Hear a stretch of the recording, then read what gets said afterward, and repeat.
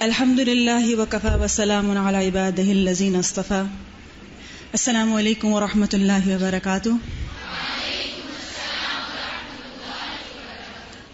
اللہ کا بہت احسان ہے جس نے رمضان کے بعد ہمیں دوبارہ جمع ہونے کا موقع عطا کیا، اور اس خوشی کے موقع پہ ہم سب یہاں پر موجود ہیں، اور سب سے بڑی سعادت کی بات ہے کہ استاذہ محترمہ بھی ہمارے درمیان ہیں. اسی سلسلے میں ہم آج 24 اگست 2013 کو اپنے تمام حاضرین محفل، سامعین کرام اور مواصلاتی رابطوں سے وابستہ مشرق و مغرب میں مقیم اپنے تمام معزز سننے والوں کو الہدی انٹرنیشنل ویلفیئر فاؤنڈیشن اسلام آباد کی جانب سے خوش آمدید کہتے ہیں. خوشی کے مواقع اللہ سبحانہ و تعالیٰ کی طرف سے اپنے بندے کے لیے ایک خوبصورت انعام ہے، لہٰذا بندے کے لیے ضروری ہے کہ وہ نہ صرف خود خوش اور حشاش بشاش رہے بلکہ اپنی خوشی کا اظہار کر کے اپنے رب کو بھی راضی رکھے. خوشی منانا، اس کا اظہار کرنا عین تقاضۂ فطرت ہے، لہٰذا دین فطرت ہے اور وہ مسلمانوں کو خوشی منانے کا پورا حق بھی دیتا ہے. لیکن خوشی مناتے ہوئے اگر اسلامی اقدار کا خیال رکھا جائے تو خوشی منانا بھی اجر و ثواب کا باعث ہوگا. ان مواقع پر کن باتوں کا خیال رکھنا چاہیے یا خوشی کو کس طرح دوبالا کیا جا سکتا ہے، اس کی رہنمائی کے لیے میں دعوت دوں گی استاذہ محترمہ کو کہ وہ آج ہمارے ساتھ ہیں تو ہماری رہنمائی فرمائیں. استاذہ محترمہ. السلام علیکم ورحمۃ اللہ وبرکاتہ. خوش ہیں سب؟ کون کون غمگین ہے؟ کیونکہ کچھ لوگ خوشی کے موقع پر غمگین ہو جاتے ہیں اور غم کے موقع پر خوش ہوتے ہیں. عید کے دن چونکہ ہم سب اپنے اپنے خاندانوں کے ساتھ ہوتے ہیں، اس لیے یہاں آنا اور دوستوں سے ملنا، استادوں سے ملنا، ایک دوسرے سے ملنا ممکن نہیں ہوتا. تو اسی مناسبت سے ہم نے سوچا کہ کیوں نہ عید ملن پارٹی رکھ لی جائے. ٹھیک ہے، نہ یہ عید ہے اور نہ ہی آج ہم عید منا رہے ہیں، بلکہ عید کی یاد میں اور عید کی یادیں تازہ کر کے اور عید کیسی ہونی چاہیے اور آئندہ کی عیدوں میں آپ نے کن کن چیزوں کا خیال رکھنا ہے، اس کے بارے میں کچھ باتیں ہم سب ایک دوسرے سے شیئر کریں گے. اور ویسے بھی یہ کہ رمضان میں آپ نے جو کچھ پڑھا کیا اس پر ایک کوئز ہو جائے گا تاکہ ٹیسٹ ہو جائے کہ جو کچھ آپ نے کیا وہ ٹھیک کیا یا کچھ ابھی مزید ٹھیک کرنے کے لائق ہے. تو اس کے لیے انشاءاللہ آخر میں کوئز بھی ہوگا جس سے آپ کی معلومات میں اضافہ ہوگا. اس دفعہ الحمدللہ میری عید گزری مکہ میں اور خطبہ سننے کا اتفاق ہوا. جب میں خطبہ سن رہی تھی، خطبہ عربی میں تھا، تو میں آپ لوگوں کو بہت یاد کر رہی تھی. تو میرا دل چاہ رہا تھا کہ میں اس خطبے کا ایک ایک لفظ آپ لوگوں کے ساتھ شیئر کروں، کیونکہ میرے دل پر وہ خطبہ بہت اثر کر رہا تھا. اب مشکل یہ ہے کہ آپ لوگ عربی نہیں سمجھتے، اس لیے میں عربی میں تو آپ کو نہیں سنا سکتی، لیکن میں نے یہ سوچا ہے کہ اس کا کچھ روکھا پھیکا ترجمہ کر کے کچھ نہ کچھ معنی آپ کو ضرور پہنچایا جائے، تاکہ اسلام میں خوشی اور پھر خوشی کے موقع پہ کرنے کے کام اور زینت کا اختیار کرنا، خوبصورتی کا اختیار کرنا، اچھے کپڑے پہننا، اچھا کھانا کھانا، خوشی خوشی ایک دوسرے کی ملاقات کو جانا، یہ سب بھی عبادت ہے. تو اس بارے میں ہمارے دین کیا کہتا ہے، اس کے دلائل کیا ہیں، تاکہ پورے یقین اور شرح صدر کے ساتھ آپ جو کچھ کریں اس کو اختیار کریں اور آپ کے دل میں کوئی گلٹ نہ ہو. کیونکہ بعض اوقات ایسا ہوتا ہے کہ جب ہم قرآن مجید پڑھتے ہیں، دین سمجھتے ہیں، آخرت کی یاد کو تازہ کرتے ہیں، تو پھر ہمارے ذہن میں یہ ہوتا ہے کہ اگر ہم کبھی اچھے کپڑے پہن لیں تو یوں لگتا ہے جیسے ہم نے کوئی گناہ کا کام کیا ہے. کبھی میک اپ کر لیں تو کیسا لگتا ہے کہ شاید کوئی ہم نے جرم کر لیا ہے. تو اس معاملے میں اسلام کیا کہتا ہے، اس کے بارے میں اچھی طرح ہم سب کو معلوم ہونا چاہیے. تو انشاءاللہ میں خطبے کو ساتھ ساتھ پڑھتی جاؤں گی اور کہیں کہیں آپ کو وضاحت بھی کروں گی. خطبے کا ٹاپک ہے الجمال والزینۃ فی الاسلام. الجمال کیا ہوتا ہے؟ جمال خوبصورتی، بیوٹی، والزینہ اور خوبصورتی اختیار کرنا، فی الاسلام اسلام میں، یعنی اسلام کا اس بارے میں کیا کانسیپٹ ہے. آپ اس بارے میں جاننا چاہتے ہیں کہ خوبصورتی اور لطافت اور حسن اور جمال اور ان سب چیزوں کو اسلام کس نظر سے دیکھتا ہے. الحمد للہ عمنا نعما و انعاما واللہ اکبر منحنا عقولا و افہاما والحمد للہ لا راد لما اراد واللہ اکبر ما لرزقہ من نفاد والحمد للہ مصرف الاوقات واللہ اکبر میسر الاقوات لا الہ الا اللہ قدر الامور وقضاها وعلى ما سبق من علمه اجراها وامضاها سبحانه وبحمده خلق الانسان وصوره وكتب رزقه والاجل قدره واشكره واثني عليه فله الحمد في الاولى والاخره وعلى علينا نعمه وآلاءه باطنة وظاهرة واشهد ان لا اله الا الله وحده لا شريك له مقرا بتوحیدہ ومعترفا جل جلالہ لم یزل بصفات الکمال متصفا اذا وعد وفا واذا اوعد عفا واشهد ان سیدنا محمدا عبد اللہ ورسولہ رفیع المقام جلیل الجناب اجتباہ ربہ واصطفاہ وقربہ وادناہ انزل علیہ ذکرا حکیما وہدا به صراطا مستقیما صلی اللہ علیہ وسلم وبارک علیہ وعلی آلہ السادۃ الطیبین الاطہار واصحابہ الغر المیامین الاخیار المہاجرین منہم والانصار والتابعین ومن تبعہم باحسان ما تعاقب اللیل والنہار. کچھ سمجھ آئی؟ کچھ نہیں آئی؟ کس کو آدھی آ گئی؟ 50% کس کو سمجھ آئی؟ چند ہاتھ اٹھے ہیں 50%. اور 100% کس کو سمجھ آئی؟ ایک ہاتھ ادھر سے بھی اٹھا ہوا.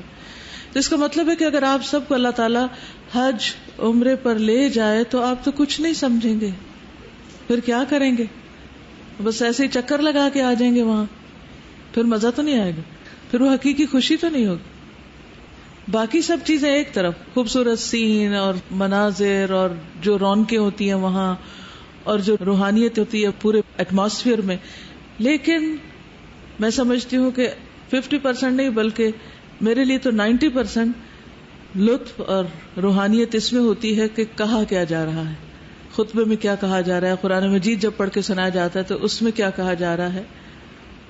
تو اس کے لیے کیا کرنا چاہیے؟ پھر کچھ تو عربی سیکھ لیں.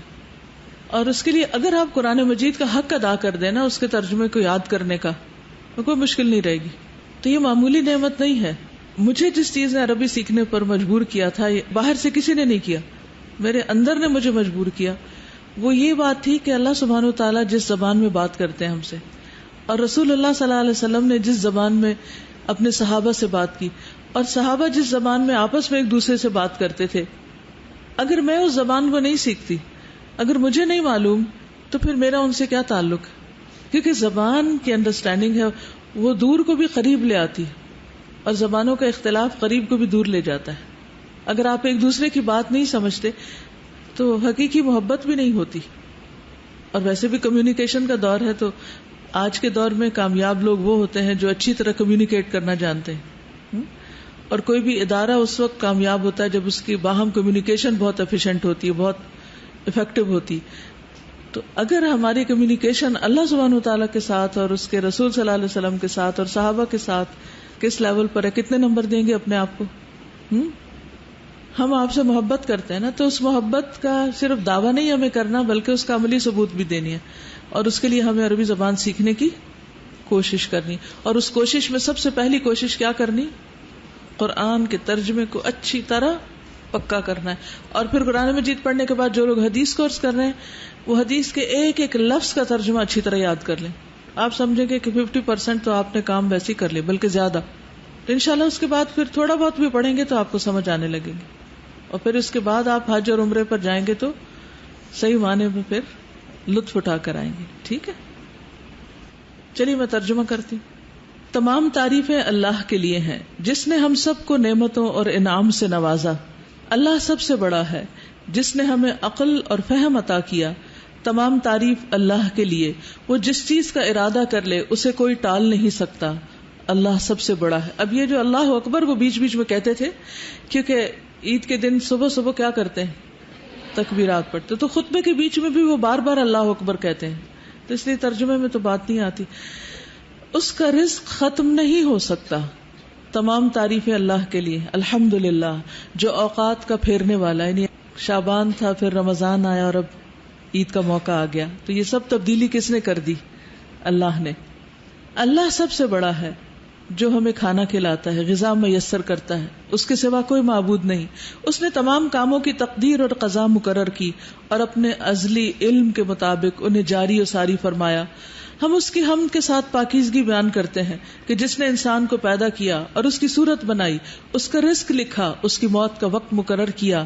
میں اللہ کا شکر ادا کرتا ہوں اور اس کی تعریف بیان کرتا ہوں. دنیا اور آخرت میں ہر قسم کی حمد اسی کے لائق ہے.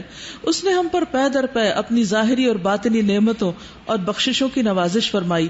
میں اس بات کی گواہی دیتا ہوں کہ اللہ کے سوا کوئی عبادت کے لائق نہیں، وہ اکیلا ہے، اس کا کوئی شریک نہیں. میں اس کی توحید کا اقرار کرتا ہوں جس کی شان عظیم ہے.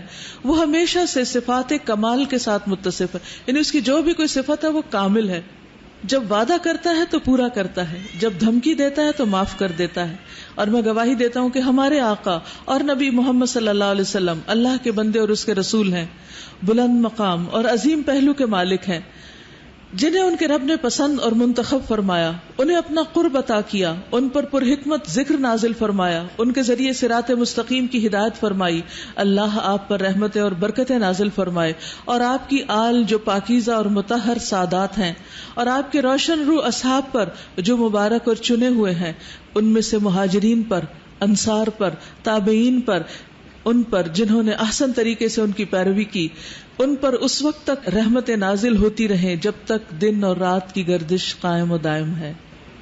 کتنے خوبصورت انداز میں اللہ تعالیٰ کی تعریف ہے، نبی صلی اللہ علیہ وسلم کی تعریف ہے، قرآن مجید کا ذکر ہے.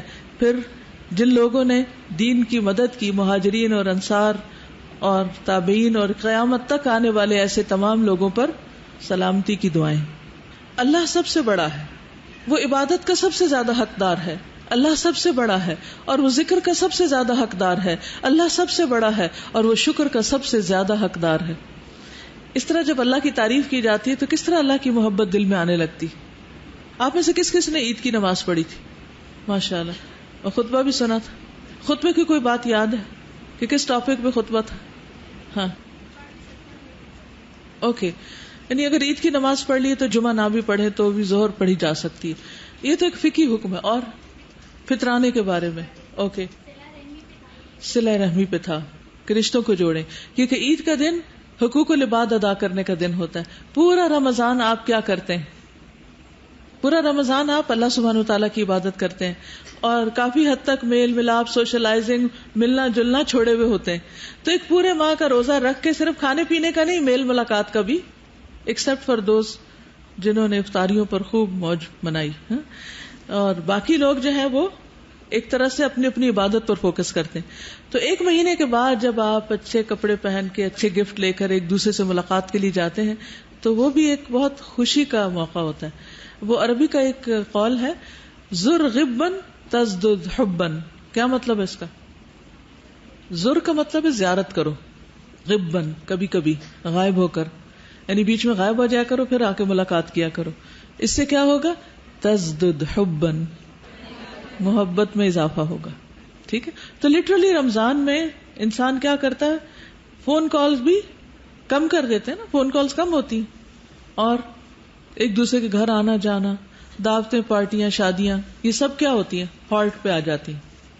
اور اس کے بعد پھر آپ سب ایک دوسرے کو ملتے ہیں تو اس میں بھی ایک فریشنس ہوتی، ایک خوشی ہوتی. لیکن جو لوگ یہ نہ کریں تو پھر کہتے ہیں کہ تمہاری عید سعادت سے بھرپور ہے اور تمہارا دن مبارک ہے. عید کا دن کیا ہے؟ سعادت اور برکت کا دن. اللہ ہم سے اور آپ سے روزے، قیام اور صالح اعمال قبول فرمائے. نیا لباس پہنو. کس کس نے نئے کپڑے پہنے تھے؟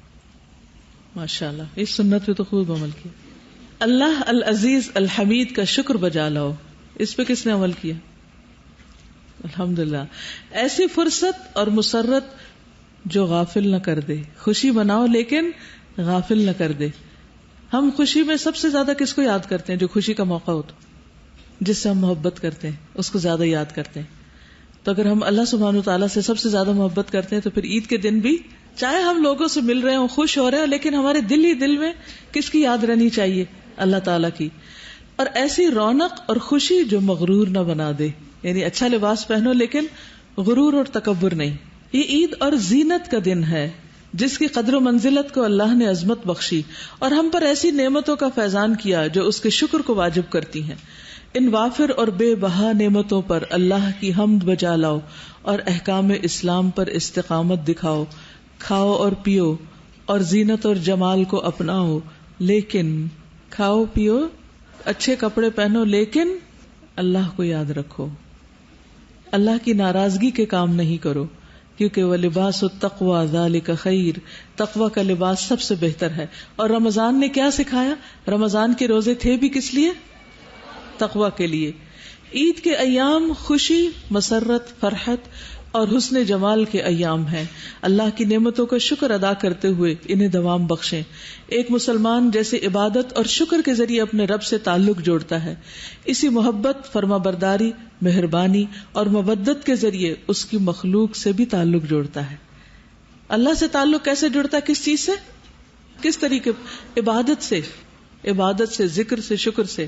تو دوسری طرف بندوں کے ساتھ کس چیز سے تعلق جڑتا ہے؟ کون قریب آتا ہے اور کون دور چلا جاتا ہے؟ ابھی تو بتایا میں نے، میں کوئی نیا کوشچن تو نہیں کر رہی. محبت، فرما برداری، رحمت، ایک دوسرے کا احترام، صلہ رحمی، دوسرا اچھا نہ بھی کرے تو آگے بڑھ کے اچھا کرنا، اس سے باہم محبت بڑھتی. یہ دن فرحت، زینت اور عبادت کا ہے. میرے لیے تو یہ پہلا موقع تھا کہ جب میں عید کے دن کے لیے یہ سارے الفاظ اکٹھے سن رہی تھی. ہم نے کبھی اس طرح سوچا نہیں. یہ دن کس چیز کا؟ خوشی کا ہے، زینت کا ہے اور عبادت کا ہے.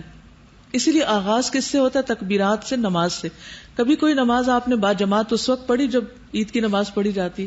سال میں عید کے 2 دن، خوشی کے دن نماز کا وقت بھی فرق ہوتا ہے. مسلمان اللہ العظیم پر ایمان لاتا ہے اور مسکین کو کھانا کھلانے کی ترغیب دیتا ہے. یؤمن باللہ العظیم اور یحض علی طعام المسکین.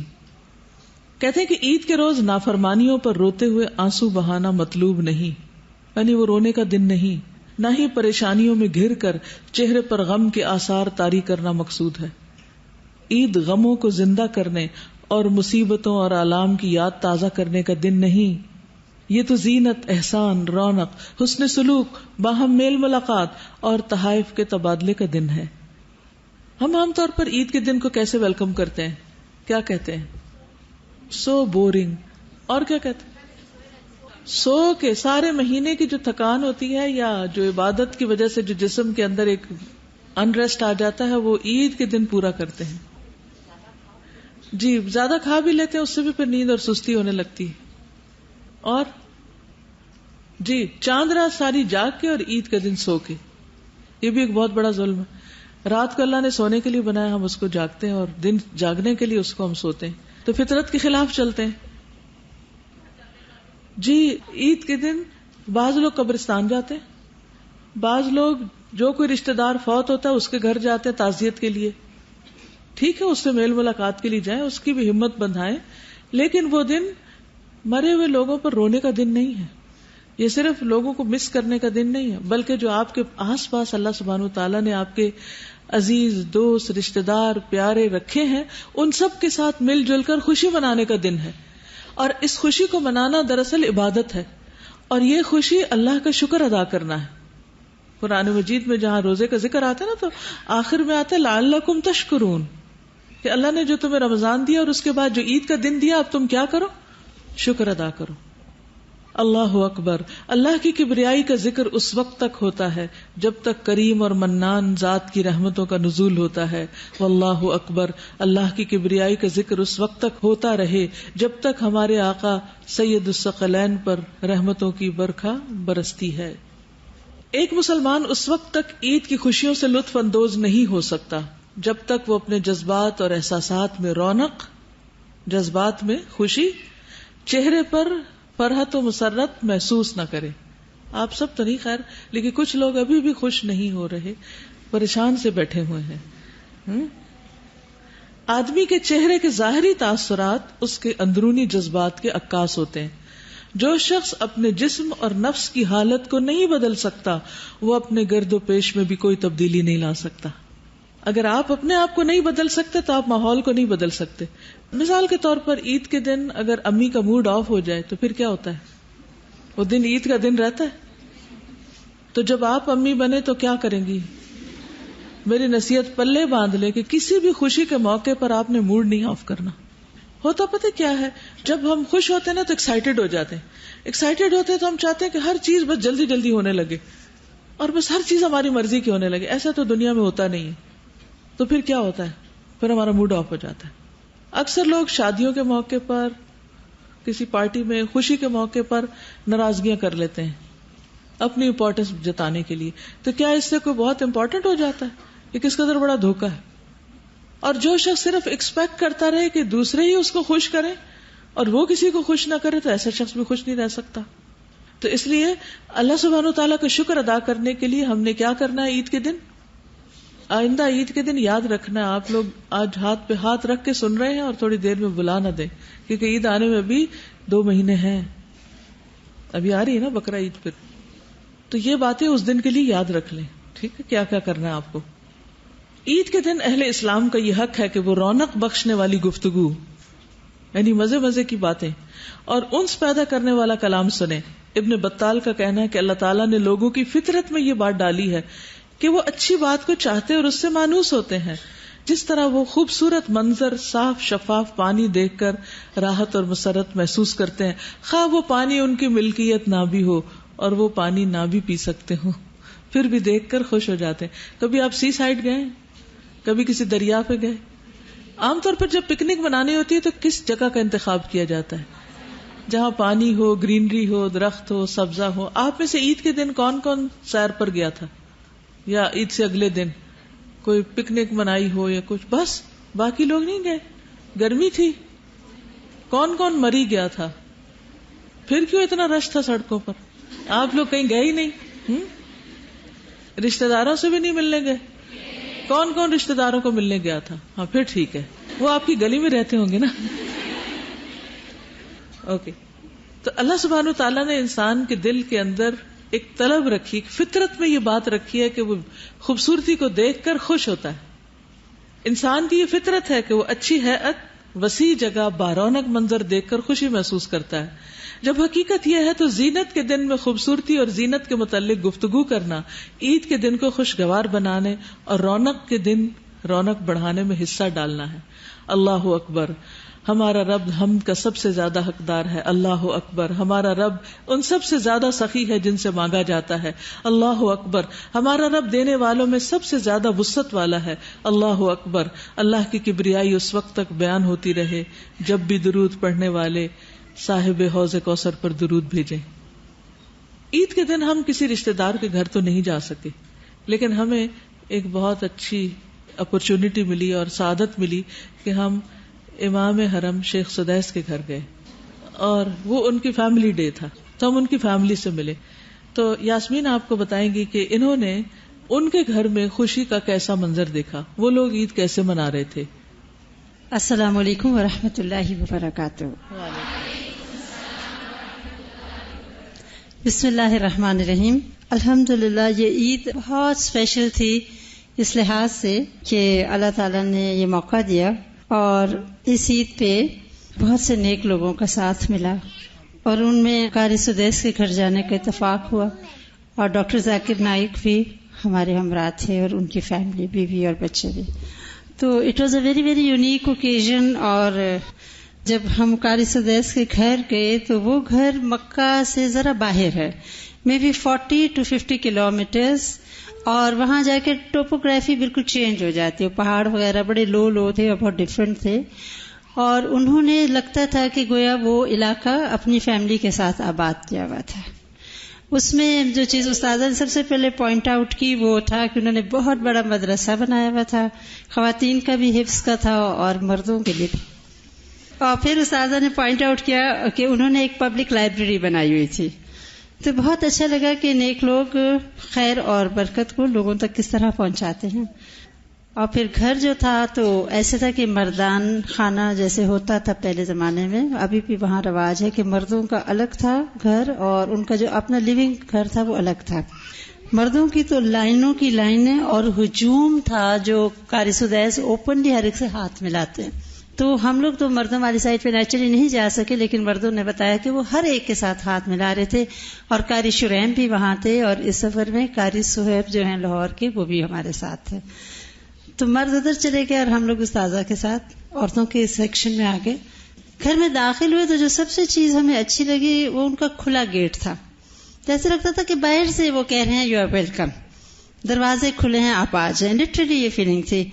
اور گیٹ کے اندر داخل ہونے پہلے سے اطلاعات تھی، ان کی بہن ہیں وہ ماشاءاللہ شیز اے PhD ڈاکٹر، اور وہ اور ان کی کچھ خواتین کوریڈور میں ویلکم کرنے کے لیے کھڑی تھی. اور استاذہ کو تو خیر وہ جو عزت اور محبت دے رہے تھے کیونکہ وہ جانتے تھے، لیکن ہم جو ساتھ تھے جنہیں وہ قطعاً نہیں جانتے، یقین کریں اتنی محبت سے سلام کر رہے تھے.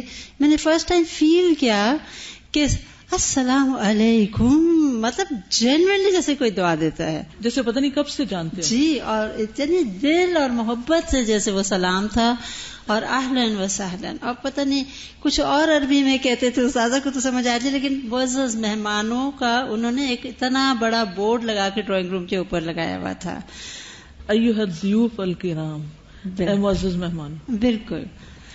اور اندر انہوں نے سارے گھر میں پتا تھا کہ ایک خوشی کا ماحول ہے، کینڈلز جل رہی تھیں، ایکسٹرا لگتا ہے نا کہ گھر کا اہتمام ہوا ہوا، سجاوٹ اور ایک ہیپی انوائرمنٹ. اور ڈرائنگ روم میں خواتین بہت ساری بیٹھی تھیں جو بعد میں استاذہ کے تھرو میں پتہ چلتا رہا کہ موسٹلی رشتہ دار، کوئی پھوپھی ہے تو کوئی بھابھی ہے. شیخ سدیس کی پھوپھی بیٹھی ہوئی تھی، بہنیں تھیں، ان کی وائف، ان کی بیٹیاں، پھر بیٹی کے بچے چھوٹا عبد الرحمان. اور مزے کی بات ہے کہ سب نے بہت اچھے کپڑے پہنے تھے. ابھی ہم جس طرح ہیں نا اسے کہیں زیادہ اچھے کپڑے تھے ان کے. اور ایک وہ بالکل لگتا تھا کہ اسپیشل اوکیزن اور عید کیا ہوتی ہے. ایکچولی وہ فیلنگ پہلی دفعہ وہاں جا کے ہوئی. اور حالانکہ ہمیں تو خیر عربی نہیں آتی، استاذہ تو بات کرتی تھی، لیکن ہمیں بس لگتا تھا کہ ایٹماسفیئر ہیپی ہے اور ہم خوش تھے وداؤٹ ایون ٹاکنگ.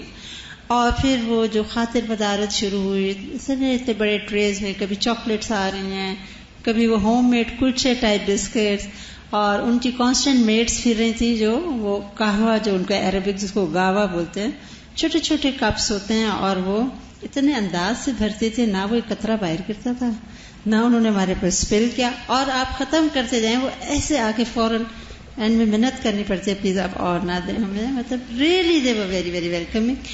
اور سینٹر میں ایک بہت بڑا ٹوکرا لانگ سٹیم روزز کا پڑا ہوا تھا. اور آپ کو پتہ ہے کہ مکہ میں روزز کتنے مہنگے ہوں گے، اور وہ لانگ سٹیم روز ایک ایک روز وہ لپٹا ہوا تھا. پھر انہوں نے وہ سب کے آگے وہ پیش کر، چھوٹے بچے آتے تھے ٹرے لے کر، چھوٹے بچوں سے تقسیم کروا رہے تھے. اور پھر گفٹس آنے شروع ہوئے بچوں کے لیے، الگ پپٹس ٹائپ بڑے رنگ برنگی. پھر بچوں کے لیے کچھ گفٹ ریپس آئے، پتہ نہیں ان کے اندر کیا تھا.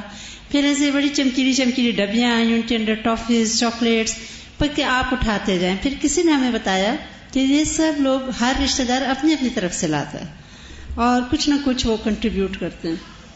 تو جب قاری سدیس کی بیوی آئیں ہم نے تو نہیں پہچانا کیونکہ ہر کوئی آ کے مل رہا تھا. استاذہ بتائیں گے. بالکل سمپل سی، اور آ کر ملی اور مجھ سے پوچھا، تعارف لیا، اپنا دیا. اور اگر وہ کہیں پر بھی ہو تو کوئی بھی نہیں پہچان سکتا کہ یہ شیخ سدیس کی وائف ہے. استاذہ لباس بھی باقی لوگوں کی نسبت سمپل تھا ان کا.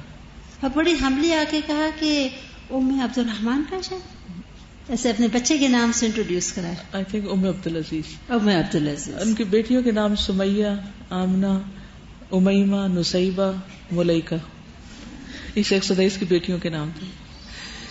اچھا وہ آئیں نا بالکل سمپل سی اور ہمبل سی، اور کافی آ کے سب سلام دعا کر کے کہا کہ ام عبدالعزیز.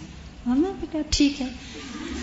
پھر استاذہ کسی کو خیال آیا ہم میں سے کہ یہ تو قاری سدیس کی بیوی ہیں. پھر ہم دوبارہ تو استاذہ نے بھی بیٹھے کہا کہ جنت کیا ہوگی نا، جیسے ہر کوئی خوش اور محبت اور پیار. اصل میں جو باقی چیزیں تو اپنی جگہ، جو ایٹماسفیئر اور جو ویلکمنگ فیلنگ تھی، حالانکہ ہم تو اجنبی تھے، یعنی وہ تو ہمیں نہیں جانتے تھے، لیکن جتنے بھی لوگ وہاں بیٹھے ہوئے تھے سب خواتین تھی. اور یہ پہلی خواتین کی مجلس ایسی تھی کہ جس میں شور ہنگامہ نہیں تھا اور ہر ایک دوسرے سے بہت آرام سے بات کر رہا تھا. یہ خوشی تھی لیکن کسی کی آواز اونچی نہیں تھی، اور نہ ہی کوئی ایسی یعنی بےہودہ قسم کی ہنسی مذاق یا کوئی ایسی چیز کہ جو طبیعت پر ناگوار گزرے. اور حالانکہ سب رشتہ دار تھے. یوزلی رشتہ دار جب ملتے ہیں، ایک چیز اور مجھے بڑی اچھی لگی کہ انہوں نے ہمیں اگنور نہیں کیا، حالانکہ وہ سارے آپس میں دیور نون، اور ہم بالکل اجنبی تھے اور لینگویج کا بھی بیریئر تھا. ہمیں یہ نہیں فیل ہوا کہ ہم یہاں انکمفرٹیبل ہیں، آؤٹ آف پلیس ہیں. اور پھر جب ہم نے کہا چلتے ہیں تو وہ تو حیران ہو کہ عید کا کھانا کھائے بغیر آپ چل جائیں. آپ بتائیں. میں صرف محسوس کرتی ہوں، بتا نہیں سکتی. زیادہ مجھے وہاں بھی کہیں کہ یہ آپ شاید میرے لیے اس لیے آئے ہیں کہ آپ نے کلاس کو بتانا، اسے میں نے ذرا زیادہ آپ کو تفصیل بتائی تھا کہ آپ لوگ وہ. اور واقعی اس دن مجھے پتا چلا کہ عید کی خوشی کیا ہوتی ہے اور کس طرح گھروں میں ویلکم کرنا چاہیے، اور it makes such a lot of difference. ہم شاید زندگی میں آئندہ کبھی نہ ملے. یعنی میں نے جب صبح میں اٹھی تو میں آبویسلی ظاہر ہے کہ جب رمضان ختم ہوتا ہے تو دل پر ایک عجیب سی اداسی ہوتی ہے، اور ہمیشہ ایک روٹین رہی ہے کہ جس دن عید کا چاند نظر آتا ہے تو میں ضرور تھوڑی دیر روتی ہوں کہ رمضان چلا گیا. اور میں صبح تک میرا دل تھوڑا غمگین تھا، اور جب میں آ کے خطبے کے لیے بیٹھی اور خطبہ شروع ہوا تو مجھے اپنے آپ پر اتنی شرمندگی ہوئی. میں نے کہا میں کیا کر رہی ہوں؟ اگر اللہ کا حکم یہ ہے کہ اس موقع پر خوشی کا اظہار کیا جائے تو چاہے میرے دل کے اندر رمضان کے جانے کا غم ہے، لیکن مجھے اپنے چہرے پر اور اپنے آپ میں وہ خوشی لانی چاہیے. کیونکہ بہت دفعہ ایسا ہوتا ہے کہ حالات آپ کو خوش نہیں ہونے دیتے. کئی دفعہ ایسا ہوتا ہے نا، آپ اپنے سارے گھر والوں سے دور ہیں، بہت دن سے نہیں ملاقات ہوئی. کیونکہ میں پچھلے 5 مہینوں سے اپنے گھر والوں سے، بہن بھائیوں سے، ہسبینڈ سے، بچوں سے، ان سے دور تھی. تو میرا دل آبویسلی ان سب کو بھی بہت زیادہ مس کر رہا تھا، اور اس کے ساتھ رمضان کے جانے کا بھی. تو مجھے ایسا لگ رہا تھا کہ جیسے کچھ پتہ نہیں کیا کھو گیا ہو نا. لیکن جو میں خطبہ سنتی گئی، جو سنتی گئی، تو میری دل کی کیفیت بدلنا شروع ہو گئی، اور اینڈ تک الحمدللہ میں جیسے کہتے ہیں نا کہ بالکل خوش ہو گئی. اور پھر جب ہم عید کی نماز پڑھ کے گئے تو اس کا عملی مظاہرہ بھی دیکھا. تو ہم سب کو اس کلچر کو بدلنا ہے، اور عید کے دن اپنی اپنی حیثیت کے مطابق خوش ہونا ہے، خواہ ہمارے حالات کیسے بھی ہوں. کیونکہ ہر انسان دنیا میں کسی نہ کسی طرح آزمایا جا رہا ہے. ہر شخص کے اوپر کوئی نہ کوئی پریشانی اور تکلیف ہے، لیکن اس کے باوجود خوشی کا موقع ہے. مومن چونکہ اللہ کی اطاعت میں زندگی بسر کرتا ہے، جب اللہ تعالیٰ ہم سے چاہتا ہے کہ ہم خوش ہو جائیں تو دل نہیں بھی کر رہا تو خوش ہو جائیں. ٹھیک ہے نا؟ بسم اللہ الرحمن الرحیم. السلام علیکم ورحمۃ اللہ وبرکاتہ. استاذہ، میں نے جہاں پہ نماز پڑھی UAE میں، مجھے 2-3-4 باتیں اتنی اچھی لگیں جو کہ میں نے کبھی پہلے نہیں دیکھی تھی. میں جامعہ مسجد میں گئی تھی، کافی بڑی مسجد تھی. پہلے تو خطبہ ہوا، بہت لوگ ماشاءاللہ سے صبح سے ہی تیار ہو کے، اور چوڑیاں بھی اور سب کچھ انہوں نے پہنے ہوئے تھے، بہت اچھے طریقے سے تیار ہو کے بیٹھے، خطبہ سنا، پھر اٹھے. اس کے بعد ایک عورت اٹھی اور اس کے ہاتھ میں 5-5 کے نوٹ تھے جو ہماری کرنسی ہے، اور سزا اس نے لائن سے سب کو عیدی بانٹنی شروع. ماشاءاللہ رمضان میں تو خیر بہت کچھ بانٹتے ہی ہیں، لیکن مطلب میں نے فرسٹ ٹائم اس طرح دیکھا. پھر ان کے پاس کچھ باسکٹس تھیں جن میں ٹافیز اور چاکلیٹس اور مٹھائیاں تھیں، جو دروازے پہ کھڑے ہو گئے لے کے، جو اپنے گھر سے کچھ تھوڑی سی بھی لایا تھا اس نے سب کے ساتھ شیئر کی. سارا مجھے اتنی شرمندگی اپنے اندر ہوئی کہ میں تو کچھ بھی نہیں لائی اور میں صرف لینے والی، اور اتنا ہاتھ بھر لیا سب چیزوں سے. لیکن اگلی دفعہ کے لیے اتنی تیاری ہو کے کہ بھئی اب میں نے سوچ کے جانا ہے کہ میں نے بچوں کو کیا دینا. اور انہوں نے بچوں کو پینسلز اور چھوٹے پیڈز کچھ انہوں نے وہ بانٹے، کچھ لوگوں نے دعائیں بانٹی. مطلب ہر ایک کے پاس کچھ نہ کچھ تھا. جو لوگ باہر نکل رہے تھے ان کے یوں دوپٹوں میں چیزیں بھری ہوئی. الحمدللہ. پھر یہ کہ سب کے ساتھ شیئرنگ، الحمدللہ ہم لوگ صرف اپنے خاندان یا اپنے دوستوں یا اپنے جان پہچان کے لوگوں کے ساتھ شیئرنگ پھر بھی کر لیتے ہیں، کہ سب کے ساتھ نہیں کرتے. اور چھوٹی عید پر تو ہم ویسے کھجور وغیرہ سوئیاں کچھ بھی کھا کے جاتے ہیں، لیکن بڑی عید کے دن کچھ کھانا نہیں ہوتا، روزے سے ہوتے ہیں ایک طرح سے. تو بہت سے لوگ سخت بھوکے ہوتے ہیں، یعنی خطبہ ہو جاتا ہے، نماز ہوتی ہے، اس وقت دل چاہتا ہے وہ سبھی کچھ کھا لیں، اور پھر وہ دیکھتے ہیں باہر کون سی ریڑیاں لگی ہوئی ہیں اور کیا بک رہا ہے، کوئی گول گپے بک رہے ہیں کہ نہیں، کوئی چنا چاٹ والا مل جائے، کوئی فروٹ چاٹ والا، کوئی اور. لیکن میرے خیال میں کہ ایک بہت ہی اچھا یہ سبق ہے کہ ہم سب اپنے گھروں سے کچھ نہ کچھ لے جائیں، چاہے تھوڑے لوگوں کو پورا آئے، اگر سارے کراؤڈ کو نہیں بھی دے سکتے تو جتنے لوگوں کو بھی دے سکے ان کو اگر دیں گے تو ان کو بھی ایک خوشی کا احساس ہوگا اور باہم محبتیں بڑھیں گی. ہمارے ہاں افسوس کے ساتھ یہ کہنا پڑتا ہے کہ نفرتیں اور عید کے دن بھی بمبارڈمنٹ اور بہت سے ایسے کام ہوتے ہیں کہ جس کی وجہ سے خوشیاں غموں میں بدل جاتی ہیں. میں نے اس رمضان میں ایک بہت ڈفرینٹ ڈیسیژن کیا جو میں پچھلے 3 سالوں سے نہیں کر پا رہی تھی، کیونکہ بچوں کی محبت آڑے آ جاتی تھی ہمیشہ. الحمدللہ اللہ نے دورہ قرآن کروایا، کمپلیٹ ہوا. اور دورہ قرآن کی ایک رونق ہوتی ہے جو آپ سمجھتی ہیں کہ جب ہم کرتے ہیں اس کے بعد بس دل اس سے بھی اداس ہوتا ہے. تو میں نے اعتکاف کا ارادہ کیا اور میرے ہسبینڈ سے میں نے کہا کہ میں نے اعتکاف کرنا ہے. تو انہوں نے کہا ایسا کرتے ہیں بچوں کی کچھ پرابلمس ہیں، تم اعتکاف میں بیٹھ جاؤ. تو پھر میں نہیں بیٹھتا. اب یہ بھی مجھے اچھا نہیں لگ رہا تھا. تو الحمدللہ اللہ نے ہمارے دل میں جو ڈالا ہمارے بچوں کے بھی دل میں ڈال دیا، وہ بھی اس قربانی کو دینے کو تیار ہو گئے اور ہم دونوں اعتکاف کے لیے الہدا آ گئے. اب جب میں آئی تو میں بہت روئی. اس دن اعتکاف جن شروع ہو رہا تھا اور مجھے نہیں سمجھ آ رہی تھی مجھے رونا کس بات کا آ رہا ہے، لیکن آ رہا تھا کہ اللہ تعالیٰ پتہ نہیں یہ ڈیسیژن میں نے فرسٹ ٹائم اپنے بچوں سے ڈسکنیکٹ ہونے کا کیا، یہ ٹھیک ہے یا نہیں ہے. لیکن جب میں نے اعتکاف کی عبادت، وہ جو بھی سلسلہ تھا اللہ نے شروع کروایا، جو بھی اللہ نے توفیق دی، وہ اتنا ڈفرینٹ تھا کہ میں نے اس اعتکاف کے بعد یہ ارادہ کیا کہ اللہ زندگی جب تک ہے تو جو مجھے توفیق دے گا میں یہ کرنے کی انشاءاللہ کوشش کروں گی. جس دن استاذہ اعتکاف ختم ہو رہا تھا اور میرا رونا بند ہی نہیں ہو رہا تھا کہ رمضان جا رہا ہے اور اعتکاف بھی جا رہا ہے. اب اس رات کو ایک ڈیسیژن تھا، کیونکہ ہم لوگ ادھر ہیں لیکن میرا کوئی بھی یہاں نہیں ہے، میری فیملی کا کچھ لاہور میں ہیں، میرے پیرنٹس اور میرے ان لاز جو ہیں وہ NWFP میں. اب ڈیسیژن پھر مشکل تھا، بچے لاہور تھے اور ان لاز کہیں اور تھے. تو سر سے ملاقات ہوئی. مجھے یہ پتا تھا کہ آپ نے صبح مارننگ میں آ جانا ہے، لیکن سر سے جب ملاقات ہوئی تو پتا چلا کہ آپ عید کے دوسرے دن آئیں گے. تو مجھے بہت غم ہو رہا تھا بچوں کے بغیر عید کرنے کا، کیونکہ عید مجھے لگتا ہی نہیں کہ بچوں کے بغیر ہوتی ہے. تو میں نے جب سر سے ملاقات ہوئی اور مجھے آپ بہت یاد آ رہی تھی، لیکن پتا چلا پرسوں آئیں گی اور سر نے صبح نماز پڑھانی ہے. اور میں نے سوچا استاذہ 5 مہینے سے بچوں کے بغیر ہیں اور میں تو صرف 10 دن سے بچوں کے بغیر ہوں اور مجھے بھی بس اپنے آپ کو خوش کرنا ہے. خیر وہ ہم یہاں سے چلے گئے اور پھر میں نے یہ ڈیسیژن نہیں کیا کہ مجھے لاہور جانا ہے، کیونکہ مجھے لگ رہا تھا میرے ہسبینڈ بھی کسی کے بچے ہیں اور ان کو بھی اپنے پیرنٹس سے ملنا ہے. تو میں نے اپنے بچوں کی قربانی دی اور اپنے ان لاز کے ساتھ عید کی. اور الحمدللہ استاذہ آپ سوچ نہیں سکتی، میں نے اپنے بچوں کے بغیر، میرے مطلب فادر ان لا مدر ان لا اتنے دکھی ہو رہے تھے کہ میں ان کے بغیر عید کر رہی ہوں، لیکن ہماری عید اتنی اچھی تھی الحمدللہ اور اتنی ہیپی تھی. میرے بچے چھوٹے ہیں، ظاہر مس کر رہے تھے مجھے، لیکن میں نے کسی بھی چیز کو اس طرح سے مس نہیں کیا اور ہیپینس کے ساتھ میں نے عید منائی الحمدللہ. Very good decision. کیونکہ بہت سی خواتین اس بات پہ تنگ ہوتی ہیں. مجھے ایک عورت کی بات یاد آ رہی کہ وہ کہتی ہے کہ ہمارے میاں عجیب انسان ہیں، ہمیں کسی وقت چین نہیں لینے دیتے، بس ہر وقت مجبور کرتے ہیں کہ عید بس اماں ابا کے پاس جا کے کرنی ہے، اور ہماری ساری عیدیں سسرال میں ہوتی ہیں اور میں بالکل انجوائے نہیں کرتی. اور استاذہ مجھے اتنا پیار ملا اپنے ان لاز کا، کیونکہ ان کو اتنا ڈفرینٹ لگ رہا تھا کہ میں مطلب پیرنٹس کو امپورٹینس دے رہی ہوں. بالکل. اور مجھے خود فرسٹ ٹائم اتنی پیار کی فیلنگ آئی کہ مطلب دے آر مائی پیرنٹس. تو میں سوچ رہی تھی کہ اللہ تعالیٰ تیرے لیے کوئی بھی کام کرو اور دنیا میں بھی سب کچھ مل جاتا ہے. بالکل الحمدللہ. الحمدللہ.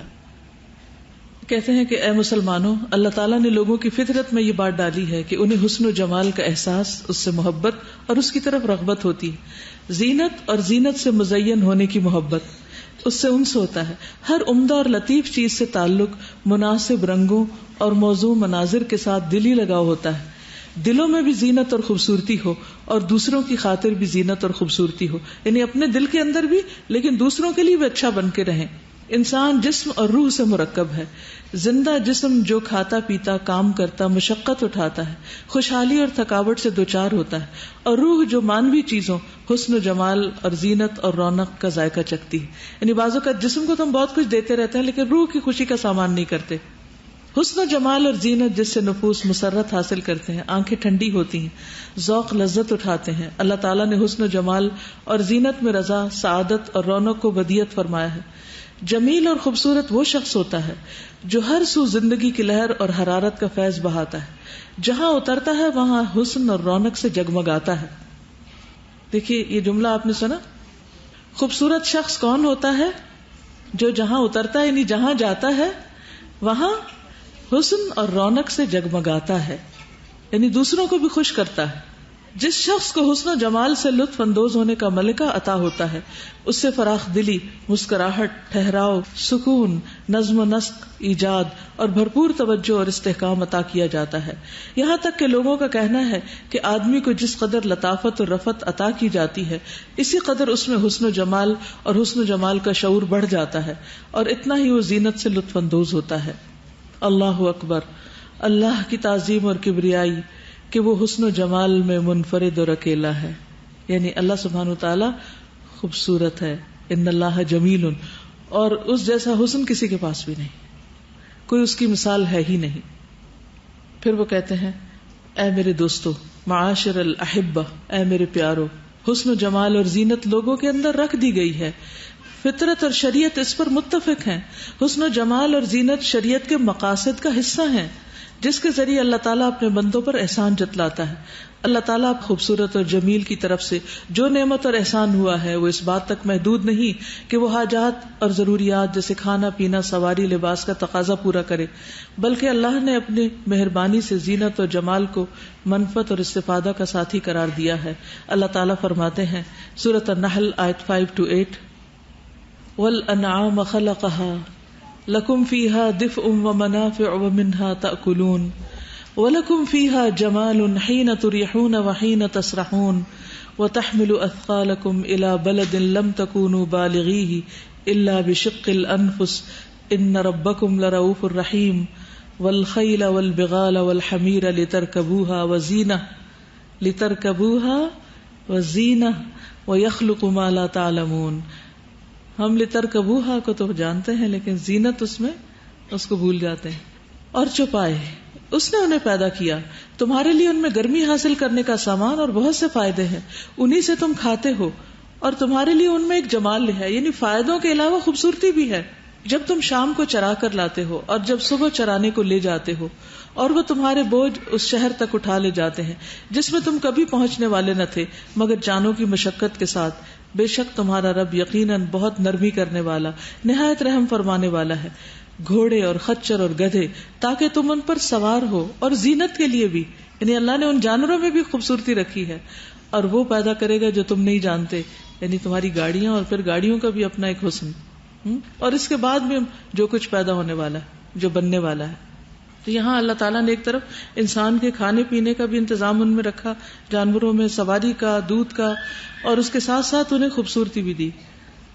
سورۃ قاف آیت نمبر 6 سے 10 میں اللہ تعالیٰ فرماتے ہیں کیا انہوں نے اپنے اوپر آسمان کی طرف نہیں دیکھا کہ ہم نے کیسے اسے بنایا اور اسے سجایا، اور اس میں کوئی درزیں نہیں ہیں، یعنی بدنما نہیں ہے ان دراڑوں کی وجہ سے، اور زمین ہم نے اسے پھیلایا اور اس میں گڑے ہوئے پہاڑ رکھے اور اس میں خوبصورتی والی ہر قسم اگائی، ہر اس بندے کو دکھانے اور یاد دلانے کے لیے جو رجوع کرنے والا ہے.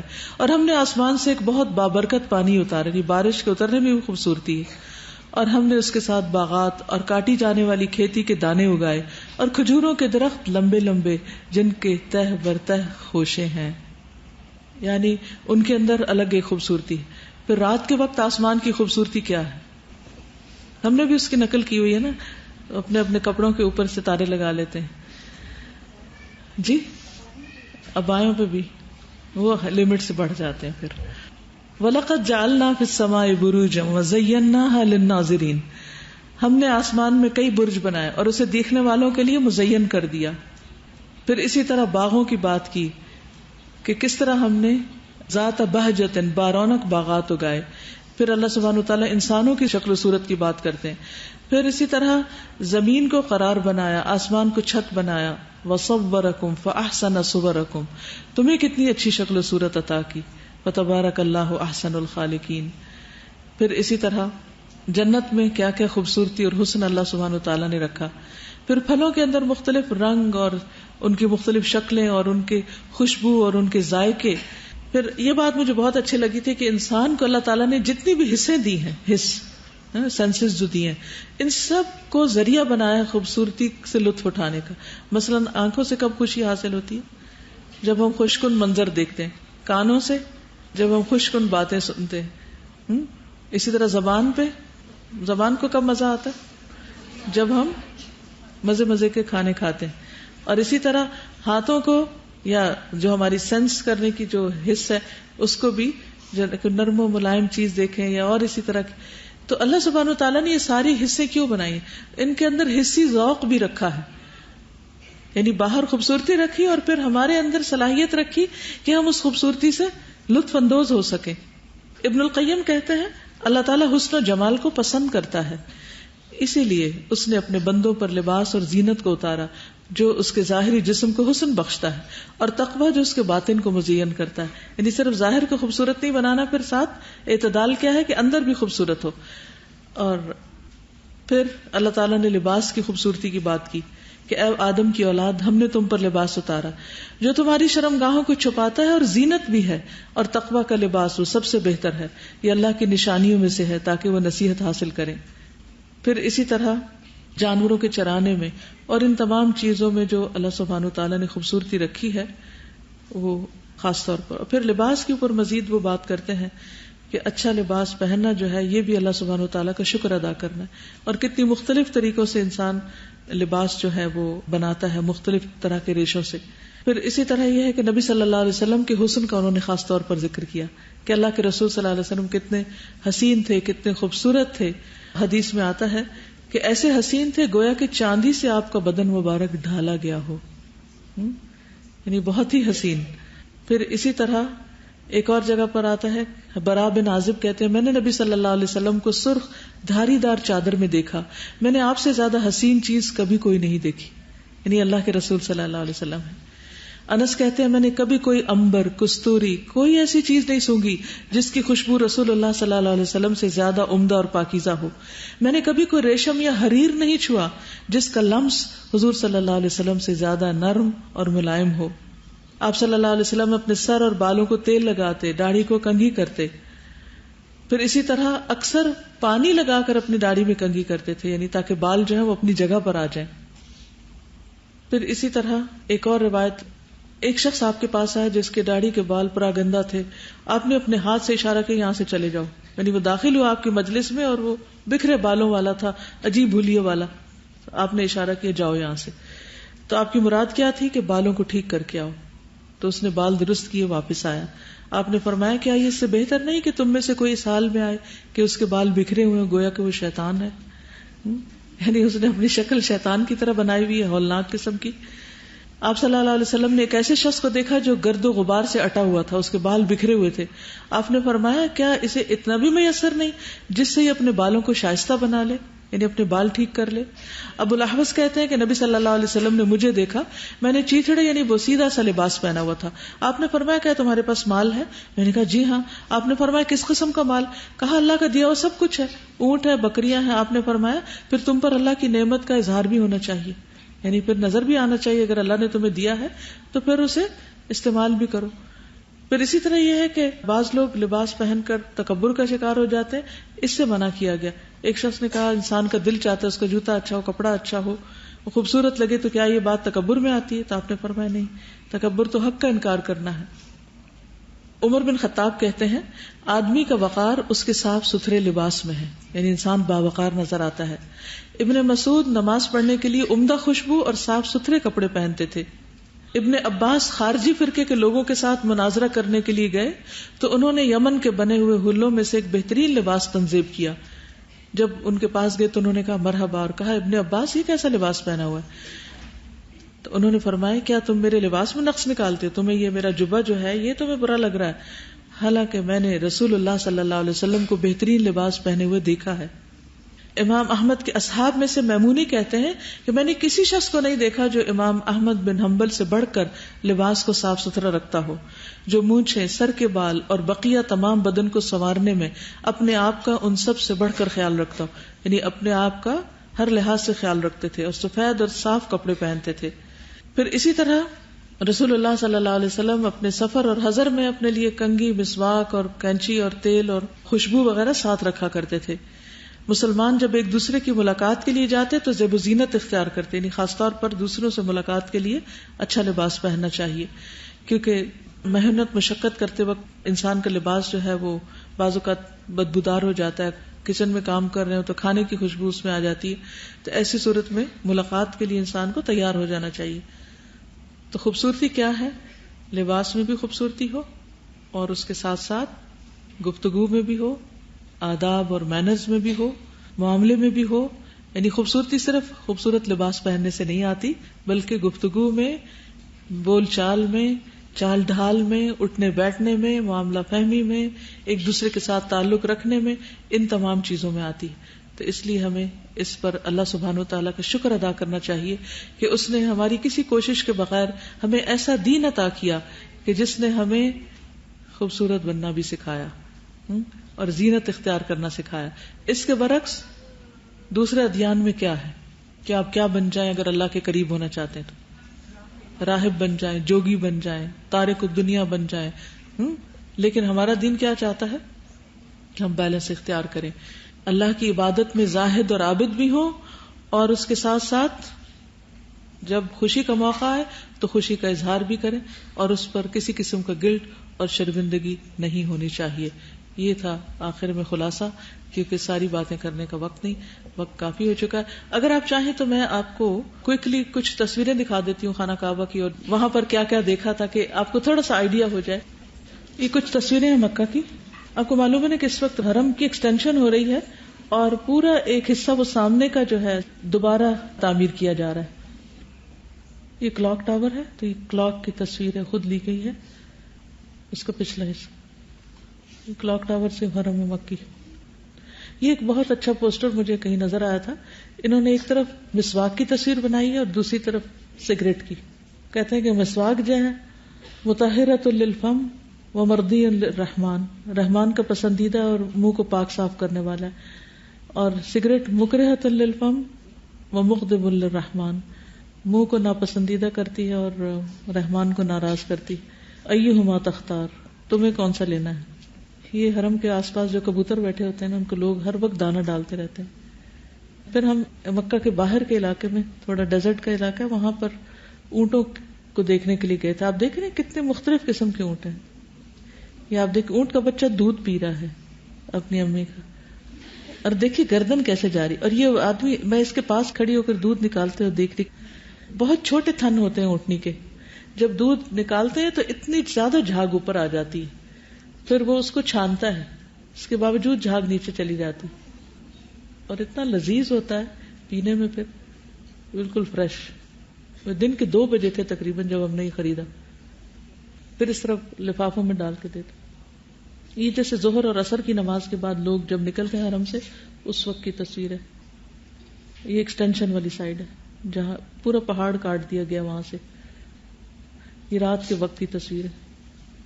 یہ دن کے وقت عصر کی نماز کے وقت یہ صفیں دوبارہ بچ جاتی تھی. صبح فجر کے بعد اٹھا دیتے تھے, ظہر سے شروع ہو جاتے تھے, عصر کے وقت پھر بچھا دیتے. اور یہ ہزاروں صفیں ہیں, ہزاروں کارپٹس ہیں جو روزانہ اٹھائے اور پھر بچھائے جاتے ہیں ڈیلی. اور جس دن بارش آئی اس دن تو پھر دوبارہ اٹھانے پڑ گئے سب بچھا کے. اس کا طریقہ یہ ہوتا ہے کہ یہ اس طرح لپیٹتے ہیں, لپیٹ کر پھر اس شکل میں چھوڑ دیتے ہیں. پھر گاڑیاں چھوٹی چھوٹی گزرتی ہیں اور پھر وہ اس کے اوپر لادتے چلے جاتے ہیں. پھر وہ لے جا کے ایک جگہ جمع کر دیتے ہیں. پھر جب بچھانے ہوتے ہیں پھر اسی طرح پھینکتے جاتے اور پھر سارے ان کو کھولتے چلے جاتے. اور آپ دیکھ رہے ہیں ان کی کس طرح شیپ کے ساتھ ان کو کعبہ کے رخ پہ بچھایا جا رہا ہے, بالکل گول دائرے میں. یہ بھلا کیا ہے, کون سی غار؟ سور. یہ جو شیخ سدیس کے گھر جاتے وقت یہ راستے میں آتے ہیں پہاڑ. ایکچولی دل بھرتا ہی نہیں تھا, ہر اینگل سے ہی اچھا لگتا تھا. پھر میں تصویر اتار لیتی تھی. یہ سب میرے موبائل کی اتاری ہوئی, یہ برآمدوں میں سے باہر کی صحن کی اتاری. یہ قصہ جو ہے نا وہ خانہ کعبہ کا غلاف, اس کی فیکٹری میں گئے تھے کہ کس طرح بنتا ہے. یہ کھڈی جیسے پہلے ہوتی تھی نا پرانے زمانے میں, اس طرح بناتے تھے پہلے, یعنی کپڑا بناتے. اب مشینیں. یہ سارا دھاگا ہے, پہلے کس طرح دھاگا بنتا ہے. یہ اس کے اندر کا کپڑا ہے. یہ کعبہ کا احرام ہے. حج کے دنوں میں آپ نے دیکھا ہوگا کہ یہ اوپر کو اٹھا دیا جاتا ہے تو وائٹ سا کپڑا نظر آتا ہے. یہ بھی سب پہلے کی کھڈیاں جو تھیں وہ اس طرح کی تھیں. اب تو مشینیں لگ گئی ہیں اور بہترین. یہ دھاگے ہیں جو استعمال ہوتے ہیں اس میں. یہ اب کپڑا بن رہا ہے. آپ کو معلوم ہے کہ کعبہ کے اندر بھی غلاف پہنایا جاتا ہے اور وہ گرین رنگ کا ہوتا ہے. نیکسٹ, یہ جب وہ بنا رہے ہوتے ہیں تو جو کعبہ کے آپ نے بلیک کلاتھ کے اوپر دیکھا ہوگا, کپڑے کے اندر یہ کڑھائی ہوئی ہوتی ہے, تو وہ قریب سے ایک میں نے لی تھی. یہ اندر کا حصہ ہے خانہ کعبہ کا, جو اندر کا حصہ ہے نا اس کا غلاف ہے یہ. اب انہوں نے وہاں سے اتار کر اس میں مسنہ میں رکھ. یہ سب سے پہلے اس طرح ٹریس کرتے ہیں, یعنی بلاکس کے ساتھ جو آیات لکھی جاتی ہیں ان کو پرنٹ کرتے ہیں. پھر اس کے اوپر کڑھائی شروع ہوتی ہے. یہ کیا لکھا ہوا؟ جی. اس میں گولڈ اور سلور دونوں یوز ہوتا ہے. دھاگا سفید بھی ہوتا ہے، یلو بھی ہوتا ہے، اور پھر وہ اس طرح کی جو لکڑیاں نا، ان کے اوپر یہ ایک سلور کی تار ہے اور یہ گولڈ کی ہے، جس سے پھر وہ سلائی ہوتی ہے، باقی کڑھائی ہوتی ہے. جو جو بنتا جاتا ہے وہ آگے بڑھتے جاتے ہیں. یہ قبرستان ہے. وہاں کا قبرستان آپ دیکھیں کہ کوئی قبر اونچی نہیں، بس صرف قبروں پر ایک پتھر کا نشان رکھا ہوا ہے. یہ مقبرۃ المعلی ہے جس میں حضرت خدیجہ کی قبر بھی ہے. یہ آپ دیکھ رہے ہیں کتنا صاف ستھرا اور کتنی ترتیب کے ساتھ. یہاں پر آپ دیکھ رہے ہیں یہ مختلف جو صحابہ یا جو مختلف لوگ ہیں ان کی قبروں کے آس پاس اس طرح انہوں نے ان حصوں کی نشاندہی کی ہوئی ہے. انہی کے آگے گرین سا حصہ ہے جہاں حضرت خدیجہ کی قبر بتائی جاتی ہے. یہ شیخ سدیس کے گھر کا دروازہ ہے جہاں سے ہم داخل ہوئے تھے.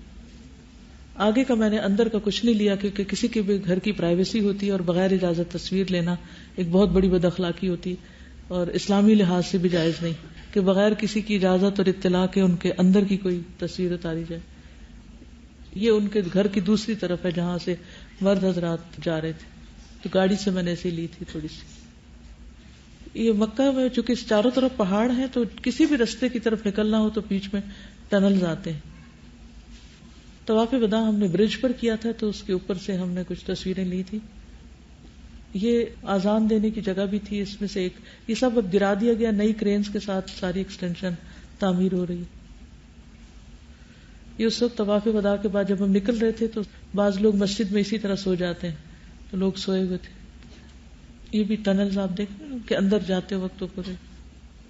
مکہ میں حیرت کی بات ہے کہ درخت اتنے بڑے ہو چکے ہیں کہ بعض علاقے اتنے گرین ہیں اور اتنا سبزہ ہے کہ دیکھ کے دل خوش ہو جاتا ہے. اور ان پہاڑوں کے اندر سبزہ اگانا واقعی ایک بہت محنت طلب کام تھا. آپ دیکھ رہے ہیں یہ نئی ایکسٹینشن جو تعمیر ہو رہی ہے اس کی ساری کرینز لگی ہوئی ہیں. اسی وجہ سے اس سال بہت کم ویزے دیے گئے. یہ وہاں کے ایک مشہور چین ہے. یہ کچھ اور سٹریٹس ہیں. ام القرا یونیورسٹی یہ آپ دیکھ رہے ہیں باہر سے پوری بند ہے، بس اندر اس کی ساری فیکلٹیز ہیں. یہ آپ دیکھ رہے ہیں یہ اس کی باہر کی والز ہیں. یہ قریب سے میں نے تھوڑی لی تھی. یعنی ہمارے ہاں تو آدھی آدھی والز ہے نا، لیکن وہاں اینڈ تک اوپر تک والز ہیں اور اس کے اندر بس جالیاں لگی ہوئی ہیں، باہر سے کوئی اندر دیکھ نہیں سکتا. یہ جدہ میں فائر ورکس ہو رہے تھے عید کی رات کو، یعنی عید گزر چکی تھی اور رات کے وقت. جدہ ایئرپورٹ پہ جاتے ہوئے کھجوروں کے بے شمار درخت ہیں اور لائنوں کی لائنیں. ایئرپورٹ یہ میں نے جہاز کے اوپر سے کچھ تصویریں لی تھی. یہ ریڈ سی ہے، اوپر آسمان ہے اور نیچے زمین ہے. پھر یہ صحرا تھا بیچ میں. یہ بالکل ایسے جگہ آ جاتی ہے کہ کچھ نہیں نظر آتا سوائے ریت کے. بادل کے مختلف قسمیں ہوتی ہیں لیکن کچھ بادل لائنوں میں چلتے جب نظر آتے ہیں تو بہت ہی خوبصورت لگتے ہیں. بیچ بیچ میں آبادیوں کے پیچز تھے. یہ بادل آپ دیکھیں، وہ قرآن مجید میں آتا نا کہ پہاڑوں کی طرح بادلوں میں سے اولے گرتے ہیں. تو مجھے کبھی سمجھ نہیں آتی تھی، اور چونکہ کھڑکی سے تصویر لی تو بہت کلیئر نہیں ہے، لیکن حیران کن حد تک یعنی پوری بادلوں کی لیئر ہے اور پھر اس لیئر میں بیچ میں سے بالکل پہاڑوں کی طرح اٹھے ہوئے بادل.